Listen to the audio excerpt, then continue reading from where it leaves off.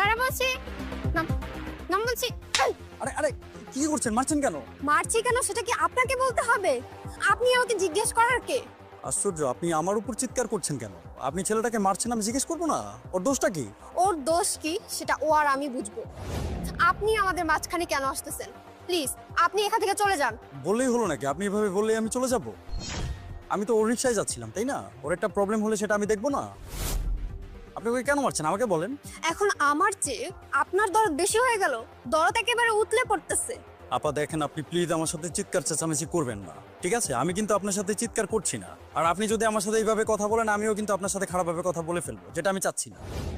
আপনি প্লিজ আমাকে বলেন হয়েছেটা কি? আমার তো অত কথা বলার দরকার নাই। আপনি যার পক্ষ নিয়ে কথা বলছেন তাকে আপনি জিজ্ঞেস করেন আমি কে।